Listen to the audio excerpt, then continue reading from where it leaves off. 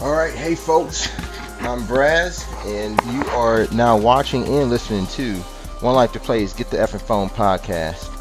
This is episode 2 of the podcast. It is July 7th, 2015. I am your host, Braz, as I said, and I'm joined by tonight Tony Hannadies, editor-in-chief of LazyTechGuys.com. How's it going, Tony? I'm great, man. Thanks a lot for inviting me on. Hey, it's no problem, man. You and I are both techies.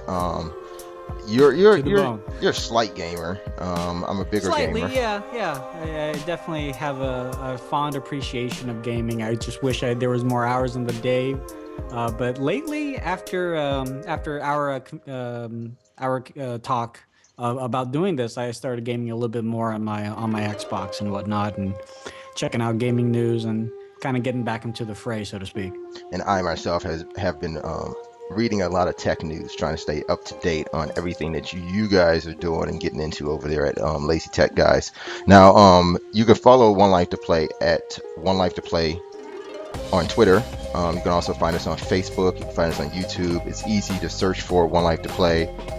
Lazy Tech Guys is on Twitter at Lazy Tech Guys. Tony, how else can they find you? Well, we also have a YouTube channel, which a lot of our content goes on at youtube.com/LazyTechTV. And we're on pretty much all the other social networks, including Facebook, Google+. You just look for Lazy Tech Guys. You can Bing us, Google us, even use Alta Vista, and you'll find us. Alta Vista. God yeah, I'm damn. bringing it back. I'm bringing it back, man, because Alta Vista is still kicking, man. They're still doing stuff, which is weird. Okay. So I usually when somebody brings up Alta Vista, I immediately think of Lycos, but that is now Yahoo, Yes. right? That's Yahoo, Yeah, isn't it? that's Yahoo now, yeah. Okay. So they can find you on Yahoo too, I'm sure. And you said, and Yeah. you mentioned Google Plus there for a second, right? Yeah. So I'm that's a big proponent of Google Plus. I don't know how you feel about it, but I like it because of the techies. That's where we're at. And Yeah, Facebook's I all guess. family and friends. Google Plus is techies for me. I guess I'm not all on Google Plus. Everybody says I need to get more on Google Plus, but I just can't. I don't know. It's a lot of stuff. That's too much stuff. Like with all these social networks and everywhere you can go. When I want to post something, I kind of like to do it in one place. And I know there's been tools to try to get, like whatever you post to one network, post on several other networks things, too. Yeah. Yeah, There are definitely a few tools for that. I actually worked with a developer who developed an app called Polar Bear, which actually came on BlackBerry first. But the thing is that you kind of have to try to be everywhere. It's tough, Right. and it's hard. Being a one-man show or a two-man show, it's one of those things where you got to delegate and you just got to remember. And but at the same time, when you find that engagement, no matter where it's at, it's awesome. Yeah, okay, that's a big thing. So if I didn't mention too, you can also find it at onelifetoplay.com. And this podcast is on iTunes along with some other stuff from One Life to Play. So make sure you subscribe, like, comment, and do all that over on iTunes because it really helps us out. So we got a lot of things that we're going to be talking about in tonight's show. We got some things from Reddit. Instagram is coming up with some new features along with in tech news we'll be talking about Microsoft pretty heavy, and down in gaming we'll touch on some Shenmue 3 along with some things that's coming to PlayStation 4. But before we get into that, we always do a nice little feature on One Life to Play and Get the Effing Phone that we like to call Around the Room. Now Around the Room kind of starts off with what we've been playing, the games we've been having fun with, even some of the things that we want to get our hands on that maybe is out already, but we just don't have the ducats right now to get it. So Around the Room is pretty much all of that, just going around the room talking about some of those toys that we've gotten our hands on and a chance to play with. So I will go ahead and kick it off for my Around the Room. I have been playing Batman Arkham Knight. Have you checked that out yet, Tony? I went to a friend's house who actually owns it, and I love the whole Batman Arkham Knight and Arkham City, that whole kind of thing that they did, and the new one that's coming out too. I'm really, really excited for that stuff. Never got into it full-fledged, but definitely appreciate it for the graphics, the gameplay, and how the interpretation has been with the whole, the series with that. Yeah, so they've been going through a lot over it's Rocksteady, I believe, who's making that. They started with Arkham Asylum, That's the one I did finish. Then I played Arkham City. I didn't finish it because at that time there were a lot of other games out. But now we're at Arkham Knight, and the story has developed so much that I did have to go back and read the synopsis of what went down in Arkham City. But Arkham Knight provides a lot of new tweaks to the game. I'm still surprised that a lot of games have not been picking up on the combat system that Batman provides. The only other game that I can think of that was really good with that sort of combat system was Shadow of Mordor. But they have to be good. They have to be good. Sure. Some of the recent games that I can't. When I think about it, I don't think there's anything recent like in 2015 that I actually finished. I guess maybe if I go through my library here, let me see. There was one game I do remember I finished in 2015. I finished Max Curse of the Brotherhood. Oh, really? That was a great game. Was that a good game? That was actually a really great game. Because I saw that come across my feed. I'm like, okay. Yep, that was a great game. I finished Call of Duty Advanced Warfare. I finished the campaign in that. Game of Thrones, the Telltale series, I finished that. But outside of those titles, yeah, I have not finished anything else in 2015. Shadow of Mordor, that came out. Did that come out this year or last year? It might have been a 2014 release, but I did not finish that either. But these games have come so heavy in trying to cater to so many different audiences that they kind of lose focus on the one true audience for that title. And I see that a lot in.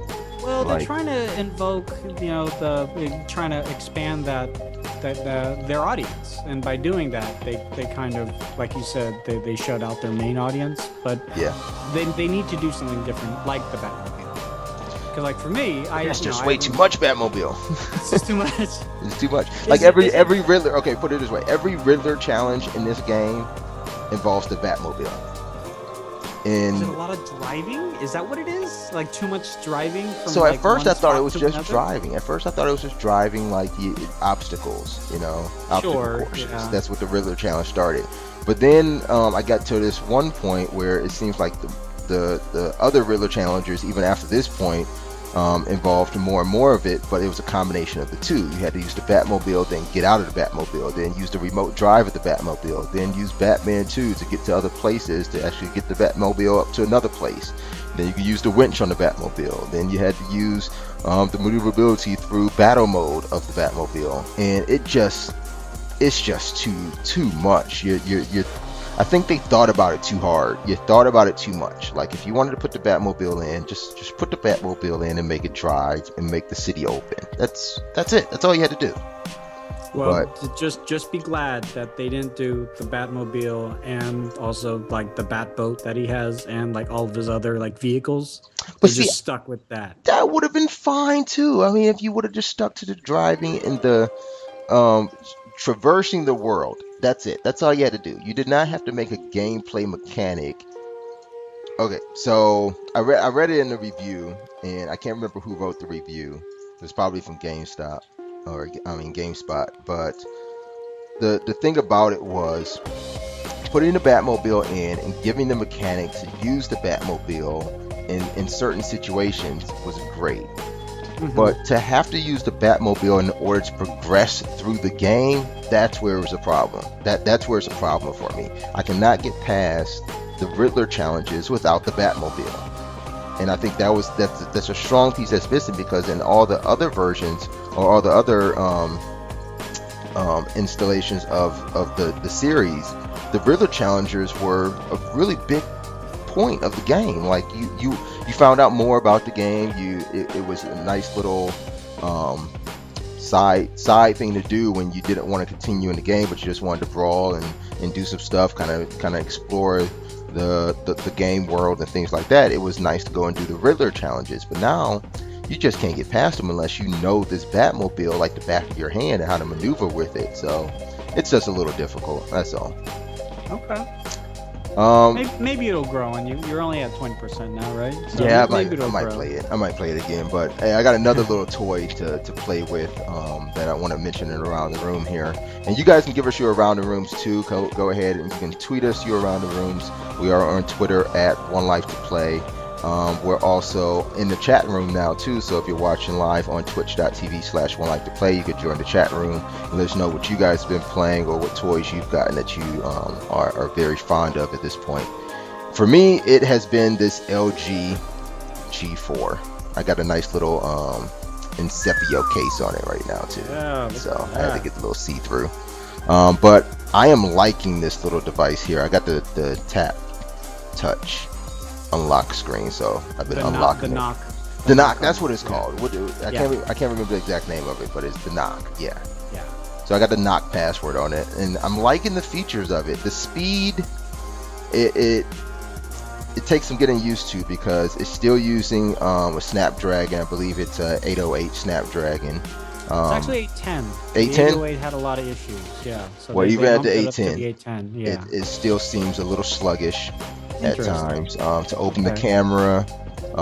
Kind of even just the knocking to get it unlocked, a little sluggish. My biggest problem with it has been the keyboard. Keyboard input is very laggy on the G4. Which keyboard are you using? LG's or? Yeah, I'm using the third-party? LG. Should I switch to something else? I actually went all Google and I used the Google Now launcher on my G4 Okay. because I can't stand the LG UI. I just can't, and I don't root, so I'm just gonna do a launcher. And then with respects to the keyboard, I either use SwiftKey X, which is one of my favorites. Okay. Which is now free, or I would use the Google keyboard, which is like my second favorite. But I agree with you. The LG keyboard is like, I have a lot of mistakes with it and everything. So. Oh yeah, it's a lot of mistakes. It doesn't integrate well with certain third-party apps. Like I'll be typing Clash of Clans, I can't get predictive text to pop up with that LG keyboard. But you mentioned that you use the Google Now launcher, and Yeah. on this phone, that is my second issue. I have three major issues. So first was the keyboard. The second major issue is Google integration on this phone is well, it really kind of leads into my third issue. It is a huge battery hog. When you put Google on and have Google running in the background, it uses. Plus, it's a non-issue, but there's a lot of Korean text, and I don't speak Korean, so I don't know what they want me to do. But I've been very happy with it. I no longer use it as my daily driver because, unfortunately, for those of you who don't know, if you buy a South Korean phone, you try to use it here in the United States, especially on T-Mobile, it won't work on 4G. You only get 3G. So I popped my 4G SIM card in there from T-Mobile, and it doesn't work. But if I use my AT&T SIM card that was given to me by my day employer, if you will, it would work fine. The speed of the camera is awesome, and that's the one kicker between that and like the Galaxy S6 is that when you compare the photography of the Galaxy S6 to the G4 just has better resolution, especially in low light conditions, and it even has the ability for you to focus the shutter speed, which Right. you don't have with the S6. Now, for the layman, the average person, they won't know this. They probably won't even switch to manual mode. So just the automatic mode also still works fine, and the automatic mode works just much as well alongside with the S6. So, I mean, I guess to each their own. That's the nice thing in the Android ecosystem that at the end of the day, whatever works for you best. That's fine. I just like the fact that I can have the expandable memory, having the replaceable battery. Although it's an archaic kind of concept, and in this day and age, I do like to have that. But Yeah, definitely. I have not bought an extra battery yet, but that is one of the things I liked when I went to the Samsung Note 4. That's why I did select the Note 4 over getting the S6, is because I wanted that replaceable battery. And you've seen me out and about. We in spent the some field, time. yeah. We Well, spent some time we're out. on phones like 24/7. Like, Yeah. So And definitely. and everybody that always saw I would walk around with that white box to charge my extra the Mophie, Note, the Note 4 battery, and then whenever I'll be sitting at the bar and then people would just be seeing me pull my case off and then pull the back off and then put up a new battery in there. They're like, "What are you doing?" I'm like, "I'm changing my battery." And the big thing, that I will always give is like, that seems like so much work. Why would you want to do that? Why don't you just find a charger or just do without your phone? But for you know having cell phones from way back when we had the Nokia 9200, 9210, way back when cell phones were first, Yep. cell phones. It was a thing that you had this extra battery if you needed the extra battery.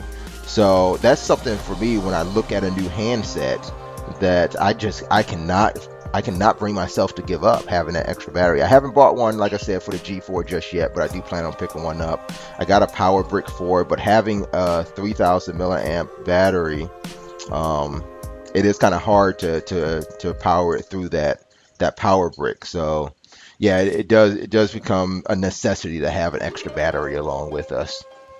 There Um, are two oh, go ahead. there are Oh, two I things that got I I got music playing in the background. Let me stop that. We got oh, song okay. requests coming in on the chat, so let me just stop this song. I didn't even realize there was a song still playing. Thanks a lot. Thanks a lot for that, Witch Play Tega. Gangsta Love, please. It's like, wait a minute, Right? I don't what's know what going this on is. here? This is a YouTube song request. I actually got in touch with Tech 21. They've been really good about letting me test different cases for phones, and they finally sent me the a case for the G4 today, and this is the Evo Tactical case. And I haven't gotten a chance to fully review it, but in my experience, Tech 21 has been one of the best manufacturers of cases in the market for Samsung, LG, Yep. and iPhone, to be Yeah. honest with you. The one I didn't like was actually for the iPad mini. But yeah, I mean, for those of you that are out there, the one that you have was that Obex or This Cydio? is Incepio. Incipio? Incipio. Incipio. Incipio's good. Incipio's very good too. So I'm going to tell you Yeah. why I actually selected this one.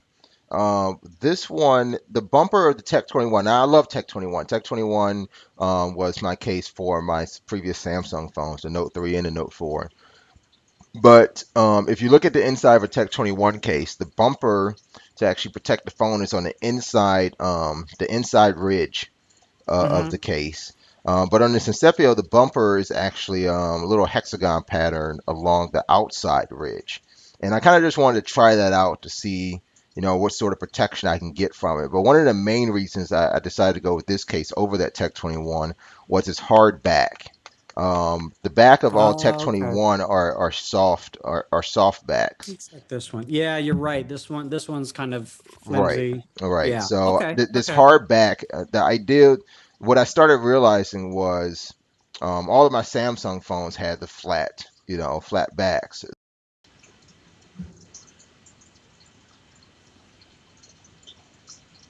Okay, according to quality, got a good connection here.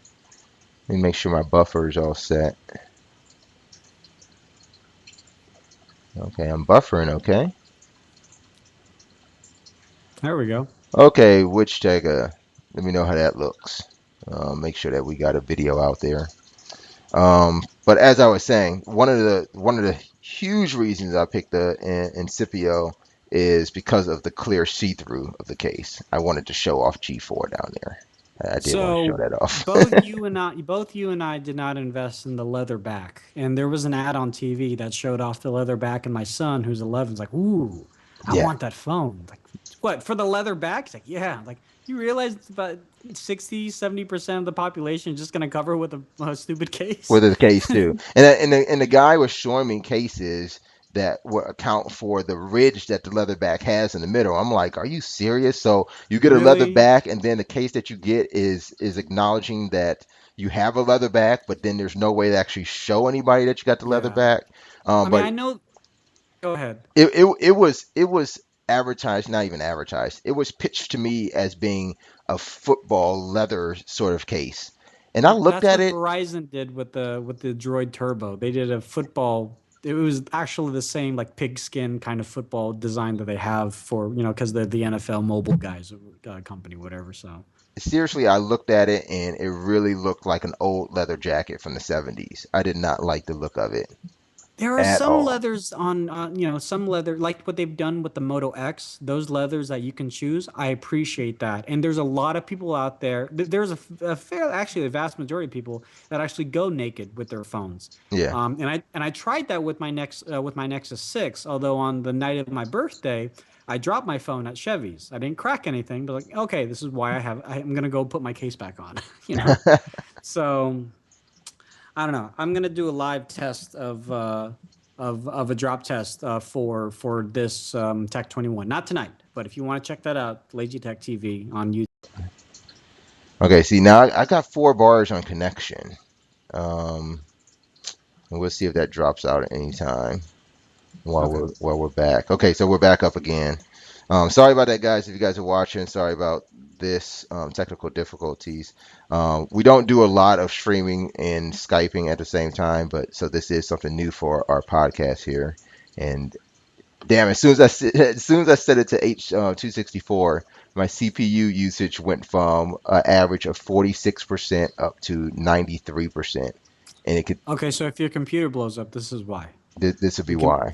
we can blame Amazon So because now they. I'm floating at about 2 to 3 bars of connection while we're streaming. So we'll see how long this one lasts. But yeah, it is using a little bit more CPU resources. So hey, it is what it is, as long as you guys can hear us well. But yeah, that's been my around the room. I've been playing a very nice game on the G4. It's just recently come out, Vainglory. It's a nice little MOBA. Um, one finger, MOBA. It's got a store in it, little shop. It's got 1 lane total with a huge jungle. So if you play MOBA games and you have an Android phone, it's something to actually check out because it seems pretty fun. It looks like the developers who made this game play a lot of MOBA because they put a lot of shit into it.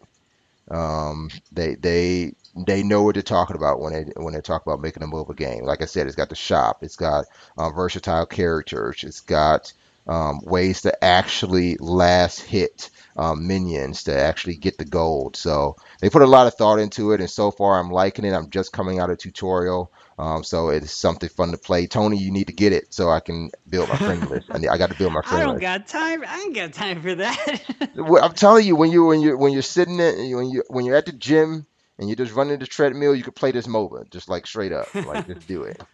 All right, So, I'll tap into it a little bit. I'll see what's up. I never got into MOBAs. I have a lot of friends that have been. They're trying to get me into theirs and stuff like that. And that was just not a genre of gaming that I really immersed myself in. But I can definitely see the appeal. yeah, I I would wasn't a never. huge on MOBAs until maybe this past. Well, no, that's been a while now. Maybe the past 2 years, I really got into MOBAs. But I started off playing like League of Legends, and then after League of Legends, I was playing Marvel. What was it? Marvel Heroes, was it called? They actually took it offline just about a month ago, but I was in a beta for that, and then I've been in the beta for Heroes of the Storm for the past year and a half, and it Oh just, yes, you know, yes, yes. it just launched a couple months ago, so I'm still playing that. But that is probably my go-to MOBA at this point, Heroes of the Storm. But I have been playing this Vainglory now, and then on PS4, I've been playing Invoker's Tournament, which is really fun too for a PS4 title. It's a little new twist on MOBAs. You're basically an invoker, and you can select two, um, what you call them, champions that you can call upon and kind of morph into as you're playing. So you get enough power up, and then you can morph into one of your champions or the other, and kind of wreak havoc that way. But it's a twist on MOBAs, and it's pretty fun to play it on the console. So I do enjoy that too. But yeah, Heroes of the Storm, my go-to. I love playing as um, Marudin. So if you play any World of Warcraft, and you know who I'm talking about. But you can kind of check that gameplay out on our YouTube channel at One Life to Play on YouTube and see some of that gameplay for me doing Heroes of the Storm. So that was kind of it for me in Around the Room. Again, we're with Tony Hannady's editor in chief of LazyTechGuys.com, big tech guy. So I know his around the room probably won't have too much to do with gaming, but Well, instead a lot of toys, maybe. well, yeah, I got a lot of toys, but also gaming. As we've mentioned many times, I'm not so involved in gaming, but when I see a sale, I got to take advantage of it. So Jump for it. on the Xbox 360, there was a sale for GTA 5, and I know it's already like over a year old, but I Way got it more for than a like year old. People don't yeah. realize how old that game is.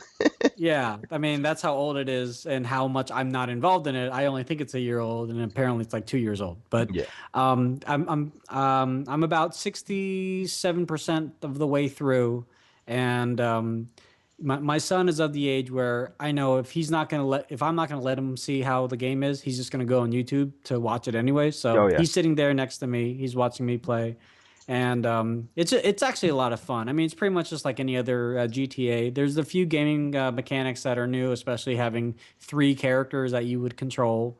Hmm. I'm still not very good at flying that damn helicopter. I can't for the life of me. Well, you're talking about the helicopter. What about just the plane? What about the cargo plane that Trevor has? Have you tried that I one yet? I can fly that. Okay. Okay. I can fly that. I don't know what it is with the helicopter, but like I'm pushing the my left analog stick forward, and I want to just go forward, but instead I'm going down, and then I like lift up with my right analog stick, and then I don't know where I'm going. I'm trying to land, and I land too fast, and I explode. And I mean they've even got it down to the if you hit a phone line or an electricity line, you explode. Like, well, okay, well, there's a lot of detail in there. Like you should. That's pretty cool. Yeah, that Yeah, didn't like exist like you before. should. Yeah. But one Um. of the things you can do, it's new to GTA 5, is you can actually change the controls whether you're in the helicopter or if you're in an airplane. So you don't have to Oh, invert I the did not know controls just that. for flying, like flying in general. Oh, I did not know. Yeah, you can Okay. actually invert the controls based on that type of vehicle. So you could be in a helicopter or an airplane and change the different controls for that way too. Just the same way you could change the controls independently for when you're on foot or in a car. It's pretty cool. You can even go as far as to changing the controls, whether you go into first person or play in third person. So they did put a lot of manual options to where you can change it up based on your style of gameplay. Cool. Well, I will definitely try that out. I Yeah. actually just got done with Tomb Raider as well too, because I want to, getting prepped for Rise of the Tomb Raider. Oh yeah, I see. Um. That's another 2-year-old game, but okay. Yep. Yep. See. Um. I finished like 3 seasons of FIFA 15. Which You're a is only FIFA a guy. FIFA guy. Okay. I'm a FIFA guy. I'm not even like really into football, soccer, whatever you want to call it in real life. I enjoy the sport every once Football. in a while. Definitely since the women's team won yesterday, that was actually a really cool spectacle to see live. Did you wait? Um, As soon as they won and you finished watching the game, did you just boot up FIFA like 2 million other yeah, Americans did? Like, I yeah, think I could do that. I got all excited, like I'm gonna be into soccer as well. It's like, oh man, it's all guys. I want to be the women's team. No, So many but people did that. the for me like Braz said, I'm more of a phone guy, so I've got my G4 here, but the one thing I've been really involved in for testing purposes is actually the G3. And although this is over a year old, the reason why I've been doing the G3 a lot more recently is because LG sent me actually a bunch of these VR for G3 headsets. Now, this is basically using the Google Cardboard software. Hmm. And what was really nice is Google has continued in its expansion of the software ever since they announced it at Google I/O 2015. So a lot of developers are jumping on top of that, and you can take advantage of immersive storytelling, gaming, a lot of things. And I'm going to be doing another giveaway for those on my website, so check that out. But going back to um, just the VR itself, and we're going to talk about Hololens maybe later on, but I think both VR and augmented reality have their place in our new world, so to speak, new world of technology. There is not one is going to beat the other. Tony, you were talking about the camera you've been testing over there. Yeah, so HTC, they announced today that they lost millions and millions of dollars in sales That's been with happening their for a cord. while. I'm sorry. Yeah, they're not doing well at all. Now, going back to Valve VR, HTC is actually the hardware manufacturer behind that. So hopefully that's going to help them in the future because they're trying to expand outside phones. The first expansion they did was the HTC Re camera. This came out about a year ago, or maybe 10 months ago, which is close to a year. And at first, it got a lot of flack because, well, it looks like a periscope or it looks like an inhaler, and people are like, I don't see the point in it. I mean, we've got GoPros, we've got the Sony Action Cam. Why would you try to, fight in that space? Well, this is $100, or maybe like 150, something like that. Or even Oh if yeah. it's Okay. 200.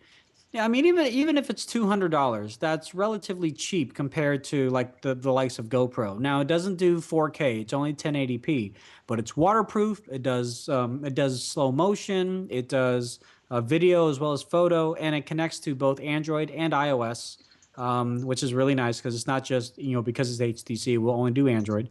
And I've been using it pretty much on a daily basis with my kids, inside, outside, in an action situation. My daughter's birthday was today, so I used this to take video of us.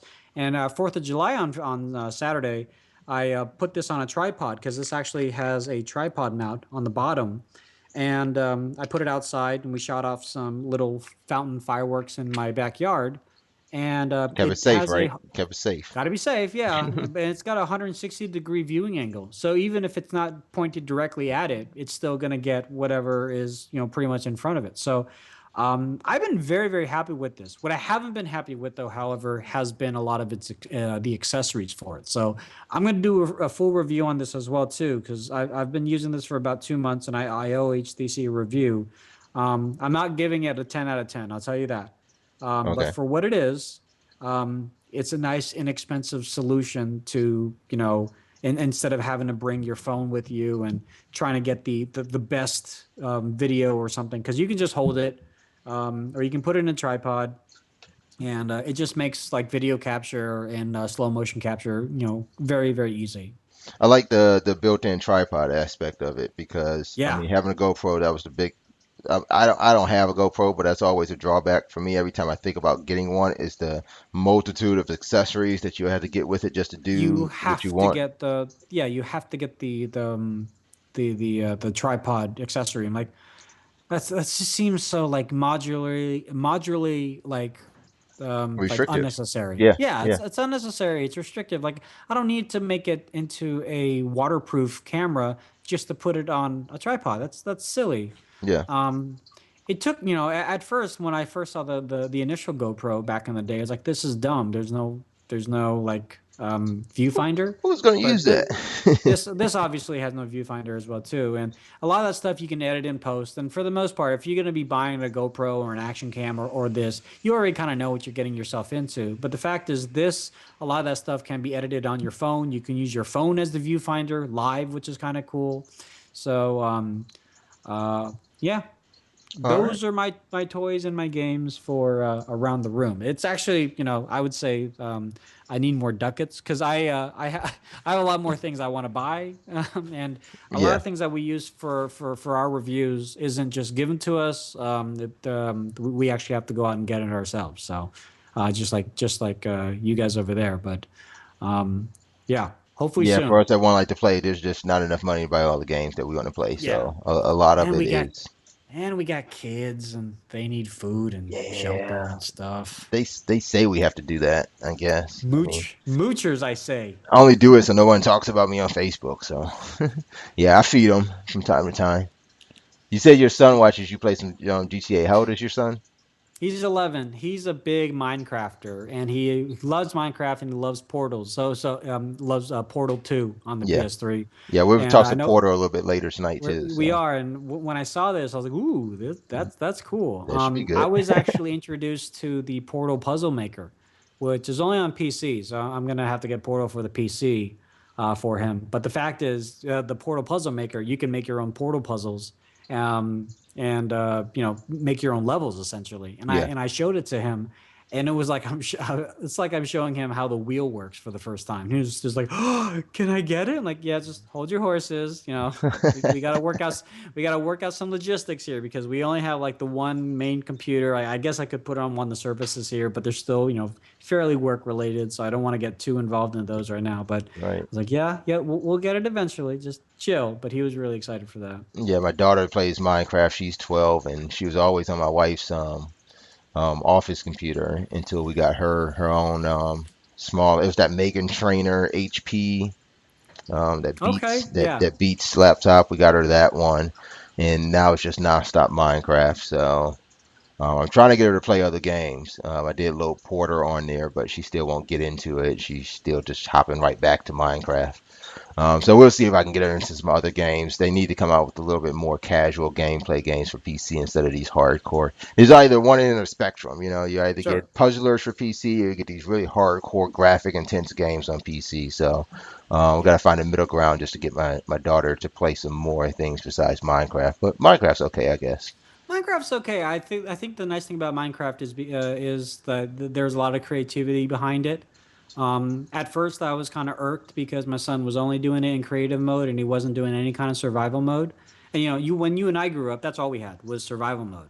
Yeah, And basically now in creative mode, you have unlimited lives and you have unlimited blocks and unlimited this and unlimited. You could just make a diamond sword just because you want to, and yeah, that kind of irked me at first. But at the same time, with that diamond sword or with that crafting table or whatever you call it, he's making these amazing things. I'm like, all right, cool, shoot, yeah, yeah. far be it from me to tell you how to play Minecraft and how to enjoy yourself, because Right. that's what it comes down to. Our kids find enjoyment in Minecraft, and if that's all they find enjoyment in, okay, But I guess I and it could. really takes that generation to do that too. Like, like you said, Yeah, our generation, we were stuck on, a lot of games that offered campaigns or games that gave us a set puzzle or set objective to do, and that's what we went to do in games. And you just give this platter of content to this generation of gamers, and they'll go make their own stuff. I'm so surprised like Minecraft picked up the way it did and there was no development in games like Little Big Planet or Paper Mario and things like that, and yeah, I you just would kind of wish, think yeah, that they would jump on that on they would jump on that, but no, we had a bunch of Minecraft clones like yeah. Cubix World or whatever it's called, but But nobody but fleshed the developers didn't flesh that out the way that no, Mojang did. So no, I they pride them on what they did because it's a whole new era of gaming when you talk about Minecraft in of itself. But yeah, that's it for that. We'll get some more Minecraft talk when we get into our gaming talk. But definitely. before we move on, quick social contact break. You're again editor in chief, Tony, at lazytechguys.com. So, talk a little bit more about what you guys do briefly and where folks can find you guys. Well, so you can find us like Brad said, lazytechguys.com, on Twitter, Lazy Tech Guys, Google Plus, and then our main source of content is going to be our. The thing that I do on a daily basis is actually broadcast via Meerkat and or Periscope, and I just talk tech. Sometimes I'm actually doing like tech, not tech reviews. I'm doing like tech. What's it called? Tech support. Tech support, yeah.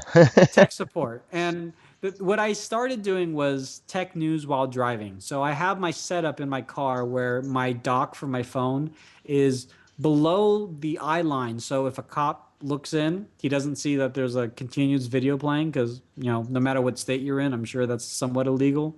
So if anyone in the law enforcement's watching, I don't do this. I'm just saying hypothetically. If I No, could, I but would. Yeah, okay. yeah, yeah. If I could, I would. But it was something that people would chime in and I would talk about, hey, so Amazon did this and this happened with these guys got hacked, but then it kind of turned into this like, hey, my phone stopped working. I'm like, all right, what phone you got, on what carrier, what version do you have?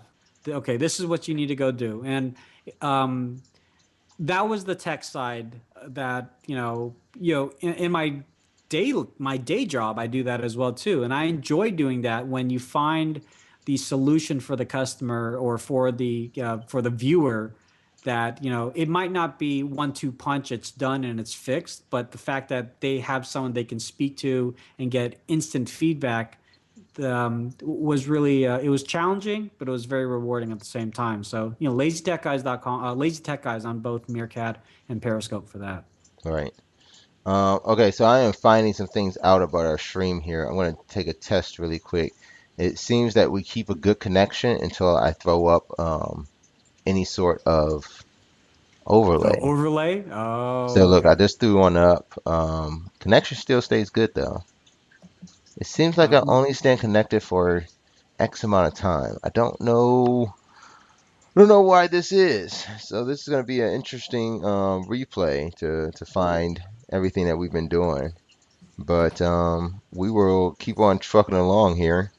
Again, you can find One Life to Play over on Twitch, YouTube, or Facebook. Just search for One Life to Play. It is the number one and the number two. Simple as that. One Life to Play. So let's get it a little bit into tech news. This is Tony's foray here. And I think we're going to start off with an interesting article that we found today over on Recode. So this is coming from an interview that was held by, I believe this actually comes from. Oh, this is directly from him. It was a blog post. directly, yeah, it was a Yeah, blog post. yeah, his blog post entitled "Decentral Authority." Fred Wilson believes that the next Reddit will likely be built on the Bitcoin blockchain. So okay, you're more tech savvy than I am, but I understand what the blockchain is. But before we Right. get into explaining what blockchain is, let's start off by explaining where this all came from. So last week, Reddit decided to fire, or I don't even know if you call it fire because these guys aren't even paid, but they decided to get rid of one of their huge, very involved moderators. And I don't even think his name is listed here. I can't remember his name. I read this article last week too, like right before the 4th. But there was a big uproar amongst users and other moderators and admin of Reddit as to why they, kind of let this guy go or kind of like blocked him out as a moderator. So what these moderators did of these huge sections of Reddit when it came to technology and gaming and entertainment, because they had full control over those sections and those subcategories of Reddit, they went and turned all of those categories from being public to private. Hmm. And when that's done in Reddit, you basically kill the whole thing. And Pretty if no much. one can see what people share on Reddit, then Reddit isn't Reddit anymore. It is nothing. It is absolutely nothing. And when they I mean, closed up all these basically, yeah, subcategories, what was that? it basically becomes a private forum, Hmm. and unless you're already involved, that's fine. If you're already involved and you want to keep it to a maximum amount of people, and you don't want just one random Yahoo coming in there and ruining it all, that's fine. Yeah. But that's not what like you said, that's not what Reddit was founded on. For Reddit was basically a place for people to voice everything that's been going through their head, or find other people of like mindedness, and for whatever it is, if the topic that you want to research or look up is only private, then where else are you supposed to go? Now some of these forums, though, if I'm not mistaken, were like some of them were hate speak, weren't they? Or was that a different issue that Reddit No, had? no. Some of them were hate speak religious forums, but that what you're talking about there, that was a little different issue. That was a whole different story. That Yeah. deserves a pop culture podcast right there for what went down there. But that was surrounding the whole. I guess people are still talking about the Supreme Court ruling on gay marriage and along with the Confederate flag. But when we're talking here is just the idea of um they felt slighted because Reddit is what it is. It only exists because of people who volunteer to make it that. And when you decide to do away with one of the biggest proponents of what Reddit's all about, the community feels a little I don't like they don't have any control over the principle of it was about. If you go on and say, okay, we will let you voice your opinions, and then as soon as this moderator chose to voice his opinion, not just moderate, then that's where it turned into, okay, you can no longer do that. So it was a big issue of, okay, you're going to police the police that aren't really police. And I think that's where he's, and I'm sure he's talking about it in his blog. I haven't read the entire blog, but a couple of people have blogged about this too, and I think that's what's not being stated as much as it should. They're jumping on to how can we make the change then, or how can we not let this happen again, instead of actually listening at what the main issue is. If you have a forum that is supposed to not um, censor content or opinions, but then as soon as the person who is in charge of or volunteers their time in order to not censor anything, but instead to make sure that it's a fair playing field for all, when you decide to censor him and then take away the power of what he was doing, then it becomes okay. So you're going to censor the censors, and then I think that's where the whole debacle began. So when they took everything down and made everything private, it became an issue where Reddit, issued an apology. I believe that was earlier this morning. They issued an apology. They feel they understand what's going on, and they feel that they haven't been doing it right in the first place. That's what they're admitting. But Reddit's been around for so long. How can you not understand this by now? Yeah. And I think that's where we jump to this point of, okay, so you don't understand it by now. You haven't fixed these issues yet. So now we're really going to do something about it. And I guess there's been this petition going around kind of to oust the CEO of Reddit. And by the time that that actually picked up, I believe it already had over 10,000 signatures, but um, in a matter of 72 hours, it reached over 20,000 signatures. So they really want this guy gone. But we'll get back to Well, the issue at hand. Is the blog entry coming from Fred Wilson about what is the future of Reddit? What does the future of Reddit look like? So I think when we think about it, if they're talking about it becoming part of or becoming a like the Bitcoin blockchain, then how does that look? So Tony, kind of explain to us what the blockchain is when it comes to Bitcoin. the cryptocurrency of Bitcoin, the blockchain basically just it's a ledger. It just writes down every transaction that happens. And the idea is that no matter what happens in Bitcoin, even if you're trying to be anonymous about it, it's going to be recorded. But at the same time, it's not something that's ever taken down. It's always going to be there. So there's somewhat of a paper trail, and in a Reddit's fashion, this could be a good thing. So if you're trying to decentralize and have a forum in which people can speak their mind and never worry about the moderator taking it down or a moderator being fired because of it, this would be one method that is currently in a theoretical um, development. The way that this would work, however, is that it wouldn't be free. So they're Right. saying that you would have to pay for it either using Bitcoin itself or some other method of payment. And by that, the moderators would be paid. And that was one of the big things is that And Victoria Taylor, she's not getting paid for this. right, not really Um, just moderators, actually contributors will actually be yes. getting paid. So Yeah. I think that's a huge step too.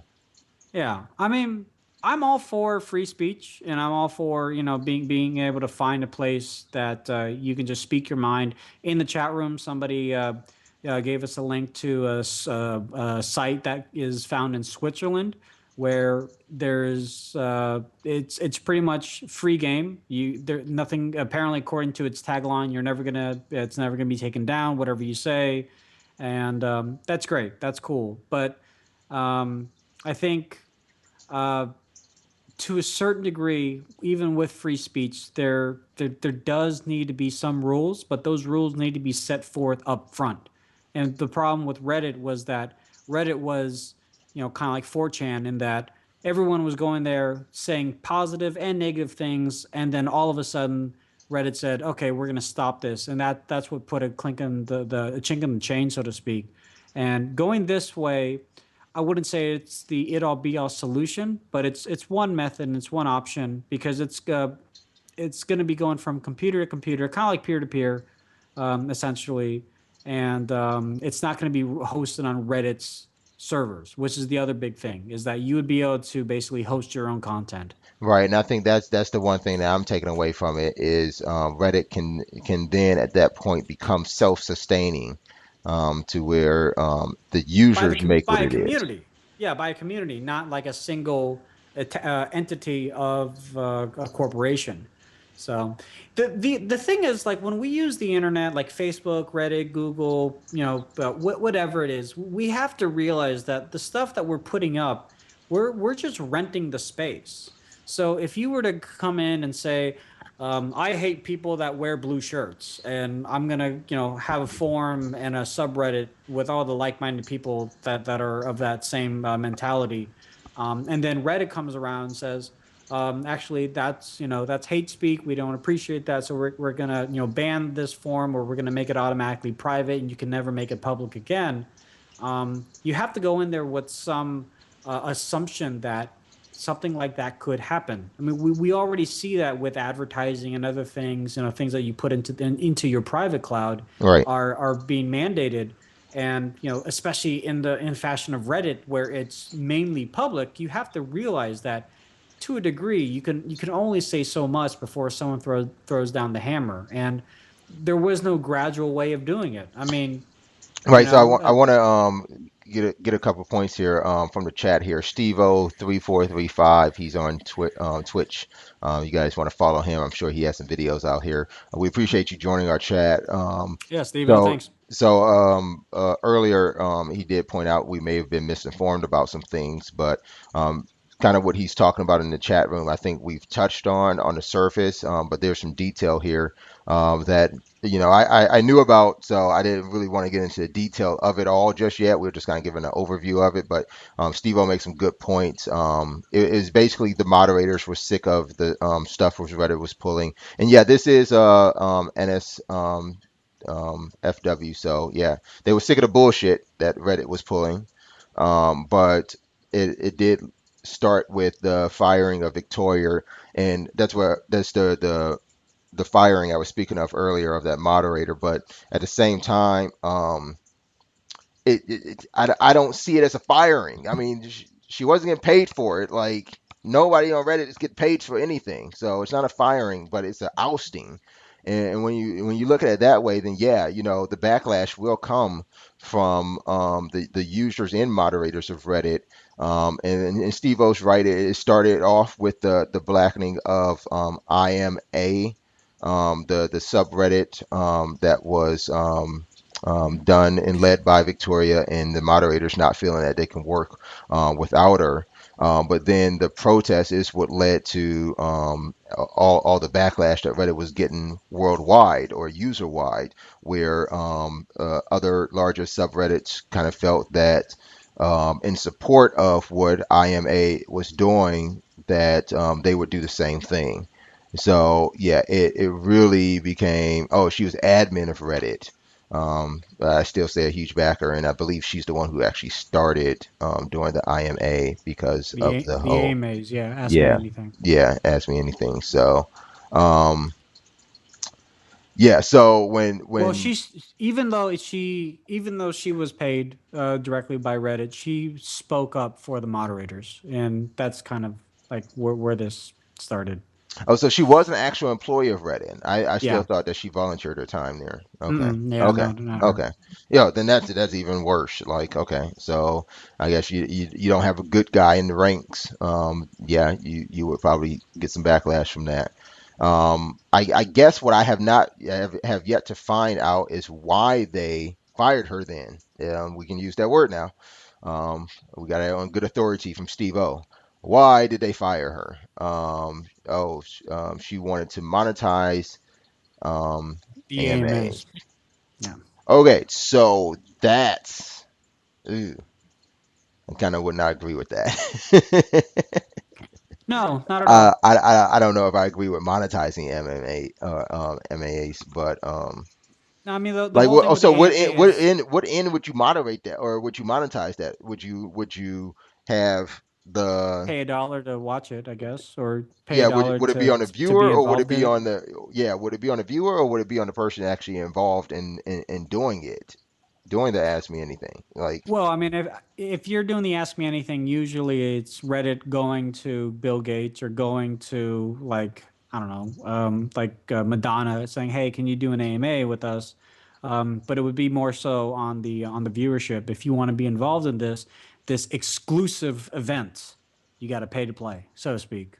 And Ellen Powell, she might have seen how people are willing to pay a dollar in Clash of Clans just to get an extra bump in the game. Like, okay, what they're willing to pay a dollar for a silly little game, they'll probably be willing to pay a dollar to be involved in an exclusive conversation with all these these celebrities or what have you. But I don't agree with that at all. I mean, yeah, I don't. the thing about Reddit is that if you believe in Reddit, and the same thing goes with these other forums, like if you believe in the forums and what and how, if they do well, and you want to donate, you can donate. I mean that's the you can donate to the content and you can donate to directly to the company if you like.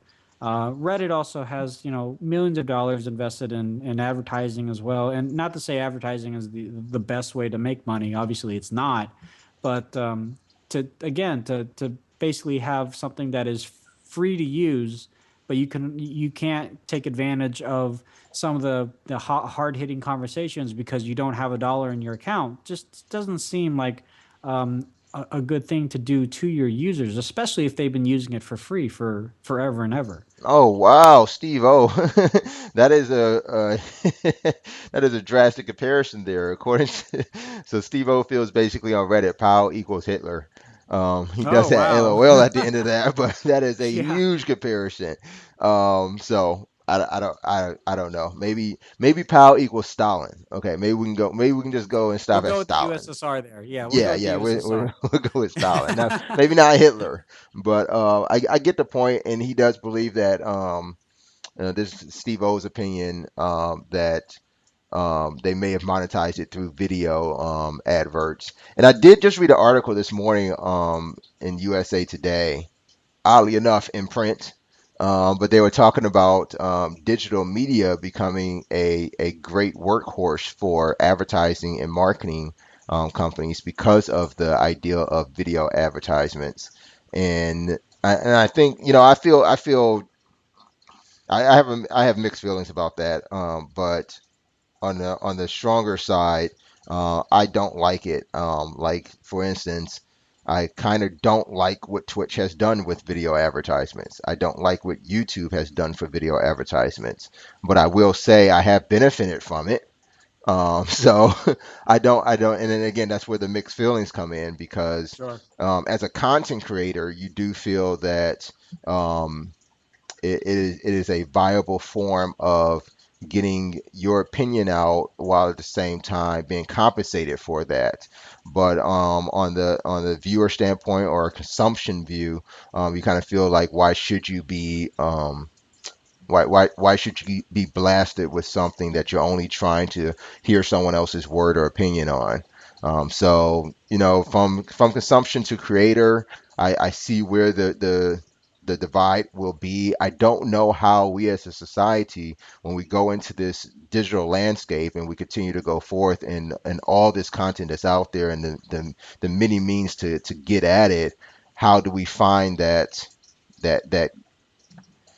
where is the level playing field between consumption and creation? Yeah. That that someone can be compensated, but at the same time, someone can consume at a regular rate without being bombarded with all that. So, I think I do kind of like where having it on that blockchain sort of platform will kind of help in that, but I don't want it to lead to a point where, okay, if it goes to the blockchain, that then you're limiting the scope of your audience.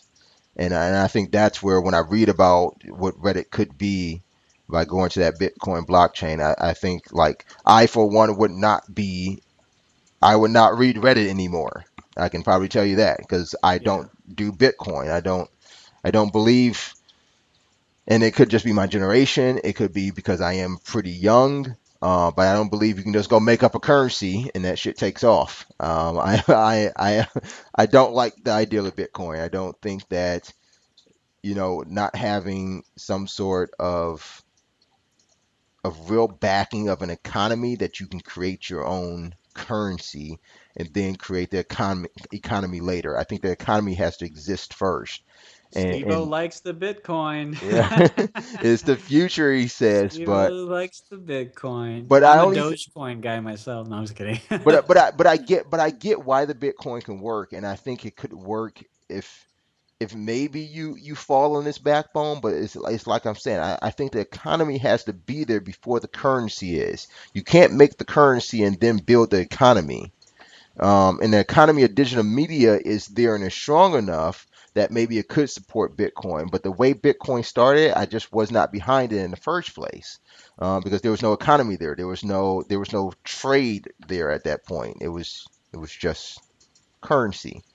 So maybe if you do put digital content as the economy, and then let Bitcoin grow from that. Not that it hasn't already. I mean, we have government economies already adopting the ideal of Bitcoin, but we'll see where it goes. But that's what that story has led to, and I'm sure we'll be talking about this again in the next coming weeks too. Definitely. They're useful because they're scarce. That's what bothers me, is that shit's scarce. That's what Steve O says. All right, so let's move on a little bit. Some more in our top tech stories. We have Instagram news. What's going on with Instagram, Tony? So Instagram now is allowing photos to be uploaded at 1080p by 1080p. Before it was 640p to 640p, so it was low resolution. This isn't as big of a deal, honestly, because we're not yet seeing it. The thing is, you can upload it, but then it still gets compressed. But as things get better, you'll start to notice photography, especially if you do follow photographers on Instagram, which I do, like Trey Radcliffe.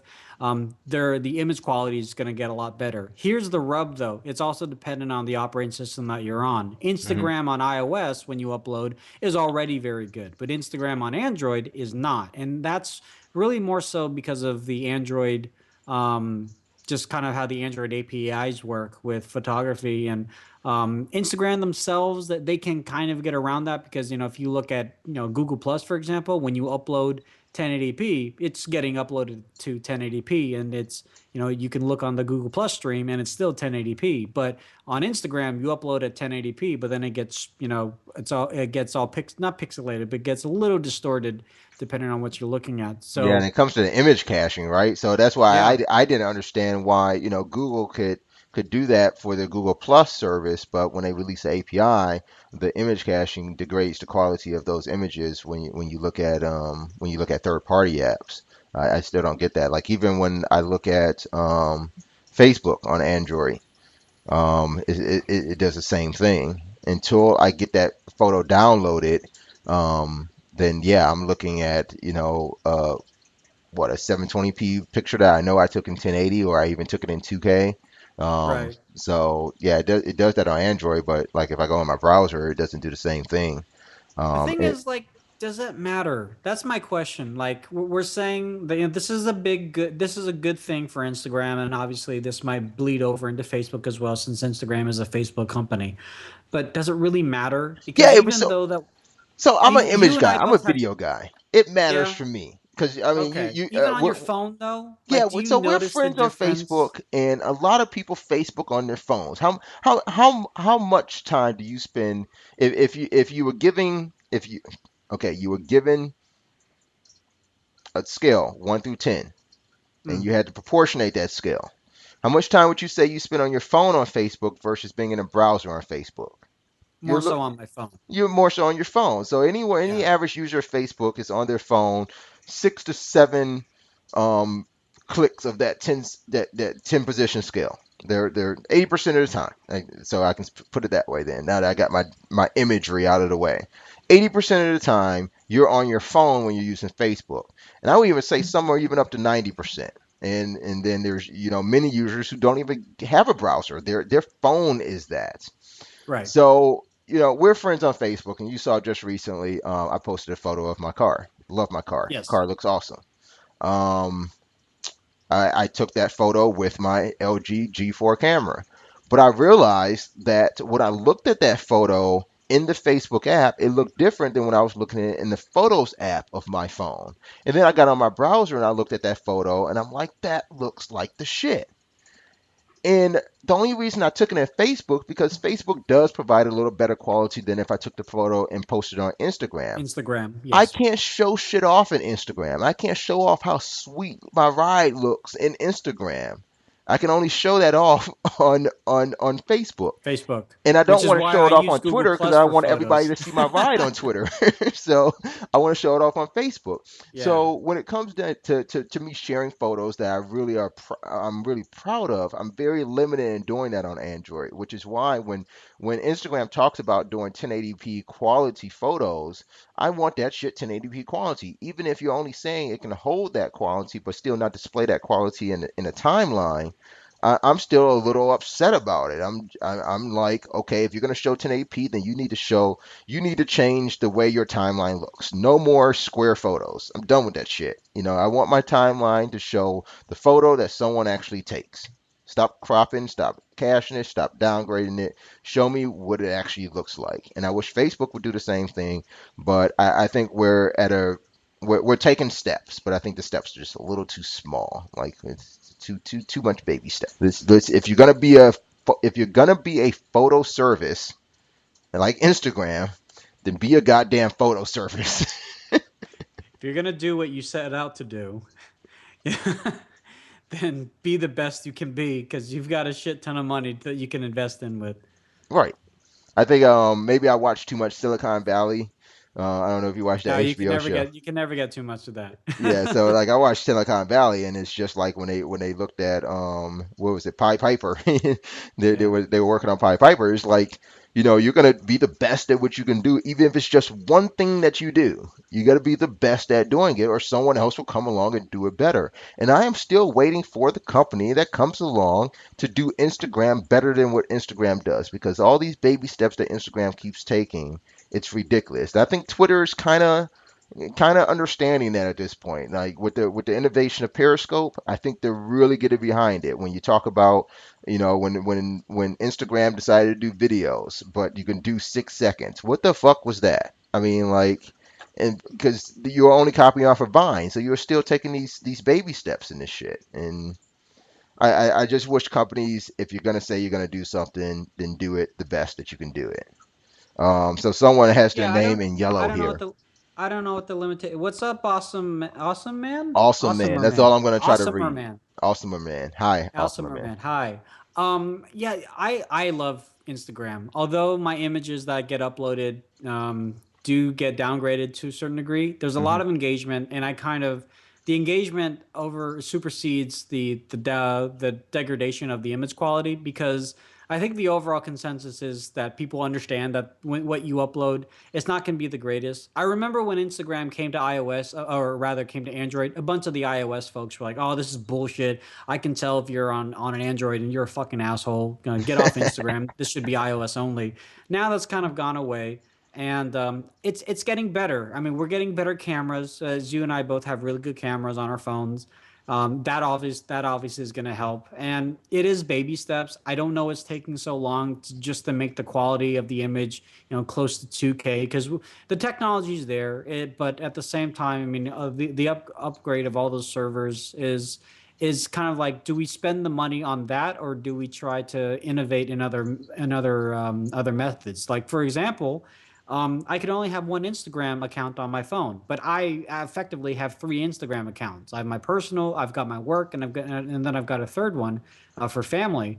then that's why I have all these phones, and that's really the only way I can mandate all of it. If I just have one phone and three accounts, that would be great. But that's not what they're not looking to do. That's not their main focus. And hopefully, with this upgrade, essentially, we'll start to see the improvements of photos. I wouldn't say it's going to be overnight. They're not going to go away from Square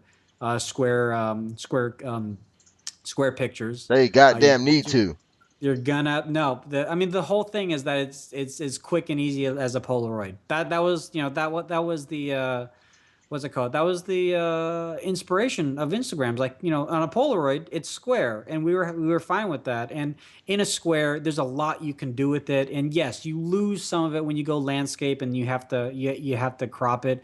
But then those third party apps that you download, like PhotoGrid and PicPlay Post, and even Instagram's own layer application that they have out now, you can account for that a little bit. And so I need to there's start posting more Instagram stuff. I'm a yeah. huge meme creator, so I think I need to start posting more memes on Instagram.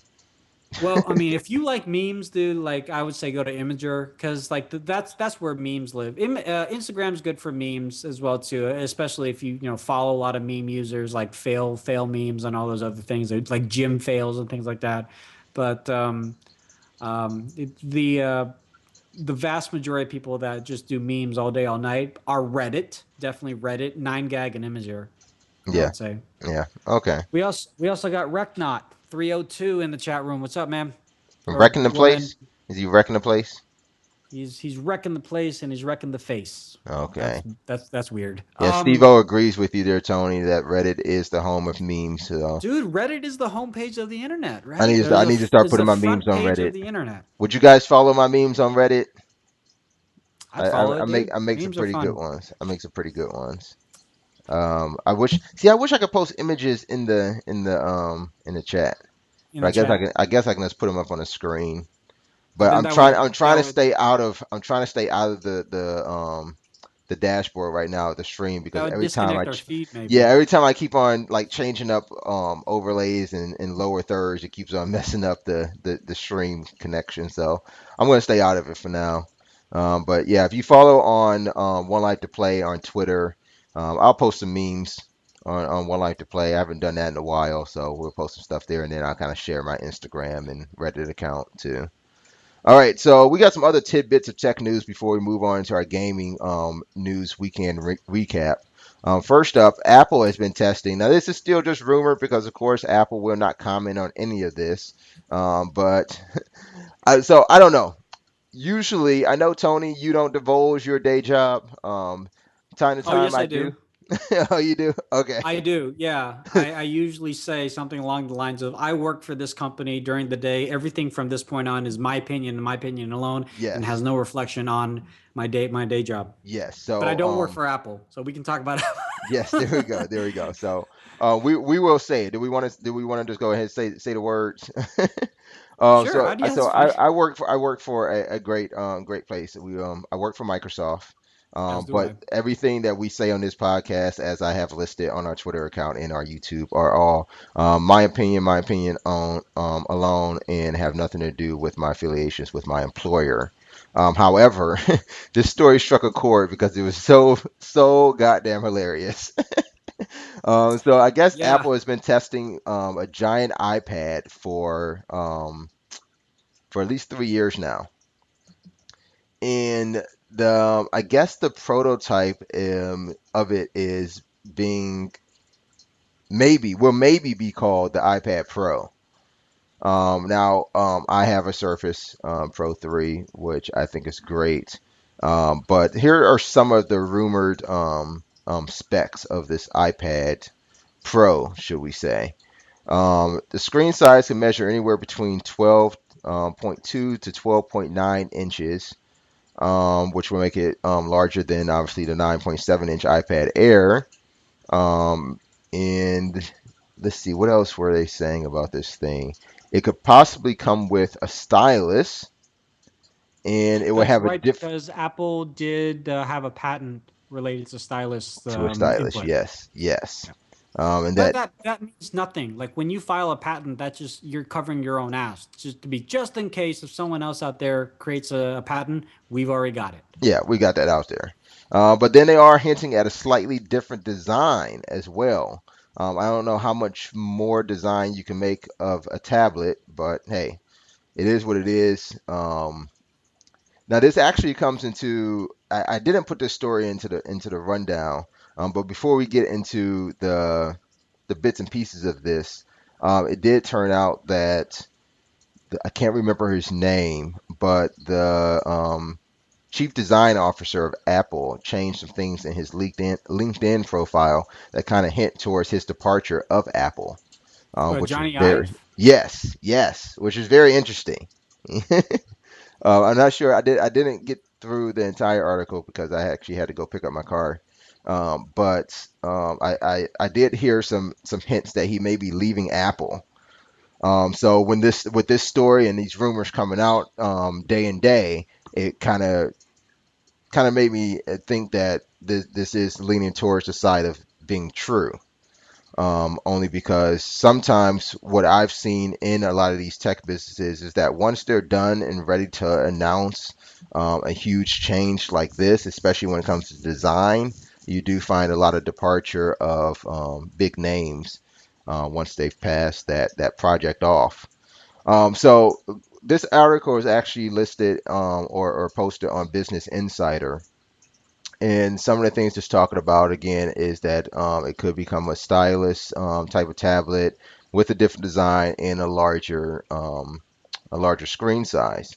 But here's what I found interesting. There was a call between back in January on the earnings call. Apple CEO Tim Cook was speaking about the innovations that Apple was working on after it made its huge partnership with IBM.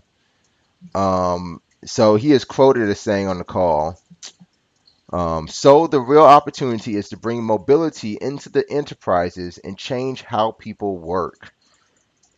That's funny because that's almost what the Surface did. Yeah, That's welcome to almost what 2013.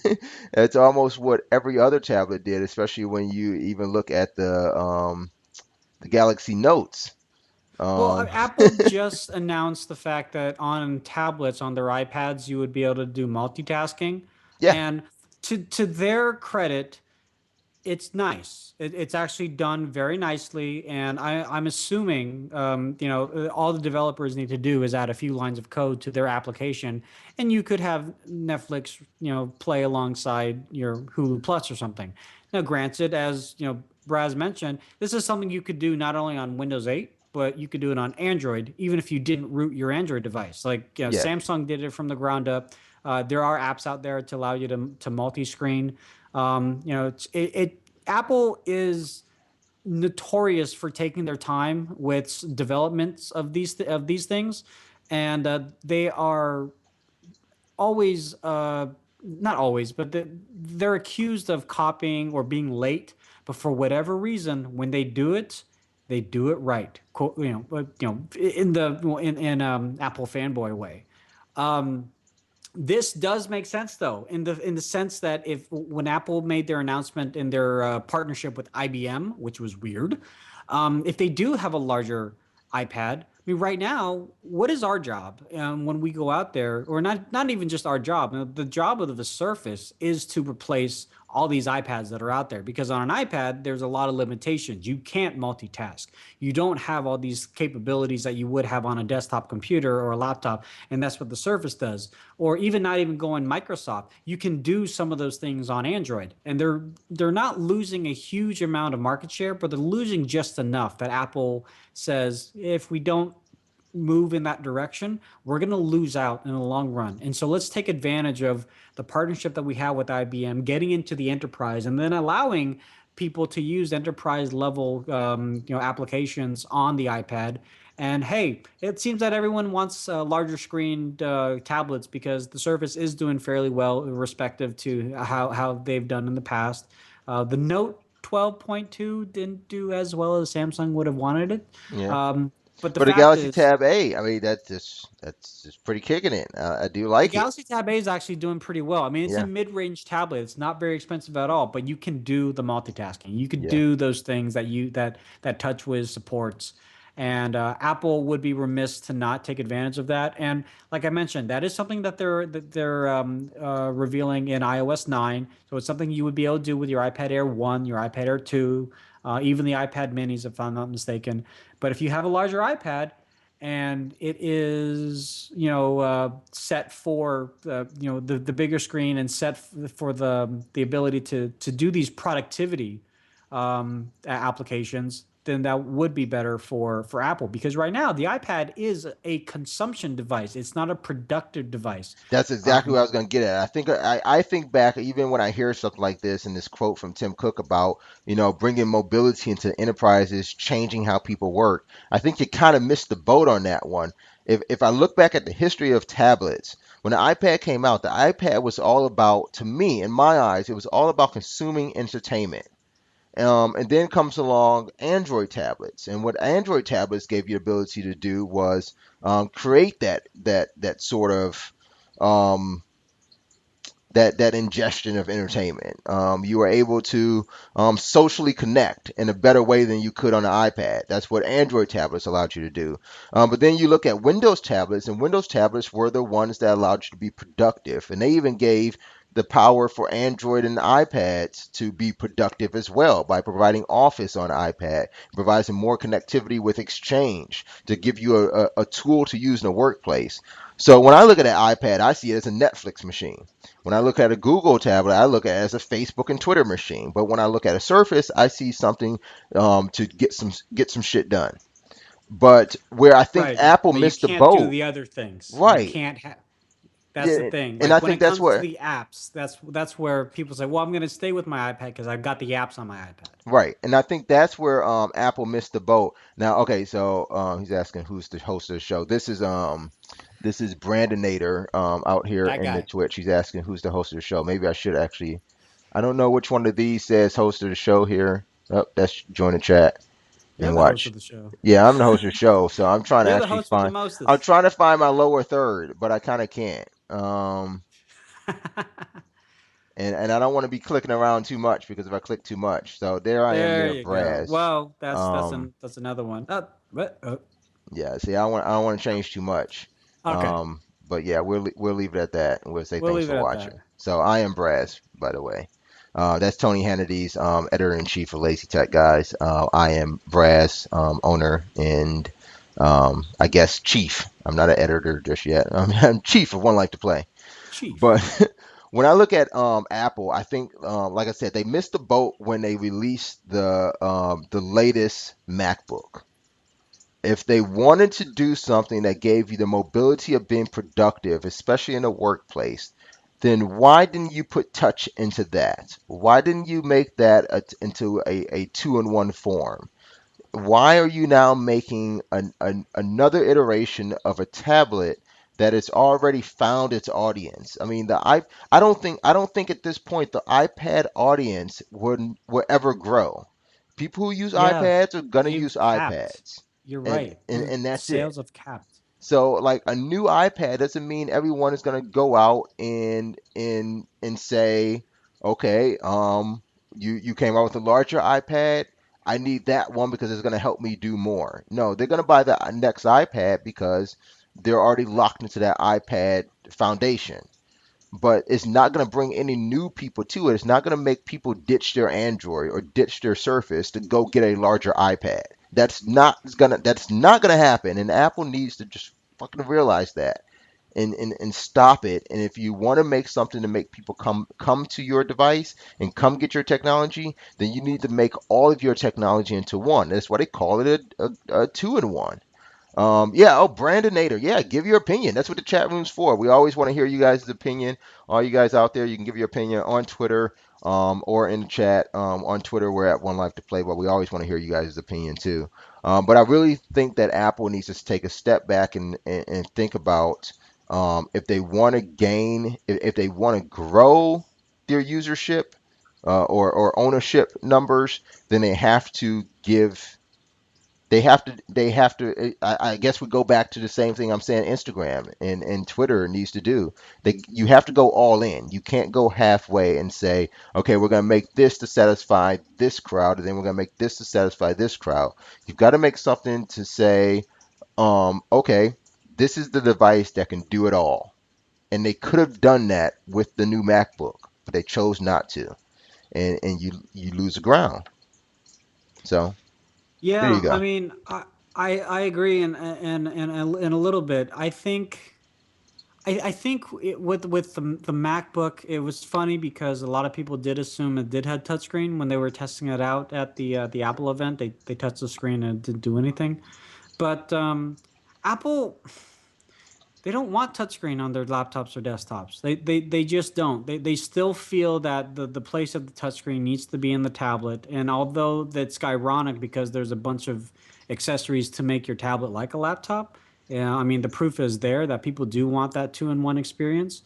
But they still the thing is they want to increase their user base, but the problem is they don't want to go all in because they want to see how the rest of us in Android or Windows they make the mistake. So right now with Windows 10 around the corner, this is all in for Microsoft. And if it does well, then we can definitely see Apple kind of catching up with some of the iterations that Microsoft and Android's made because okay, people are starting to get used to touchscreen on a laptop or a desktop. So we'll go into that.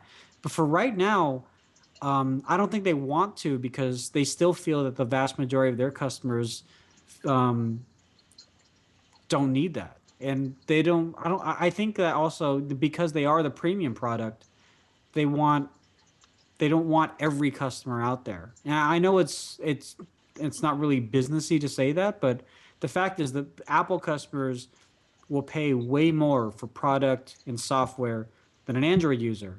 And although Android does cater to a lot of users, overall, Apple proof is in the pudding right there. Apple makes way more than Right, Google. right. So Brandon 12 says in the chat that I want touchscreen on my laptop. I don't know about you. I love touchscreen on my laptop. I love touchscreen on any device I own at this point. Like, God damn it, if I can get a touchscreen 50-inch TV, I'm gonna get it. Like I want to be able to touch and move.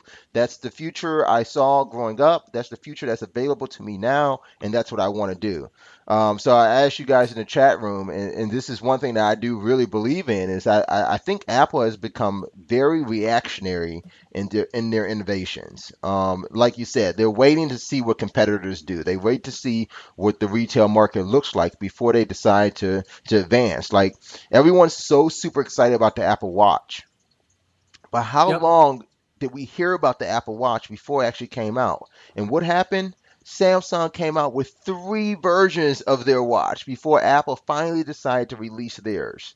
And it's very reactionary in that sense that, okay, we're going to see how it does and then we'll pick up on it.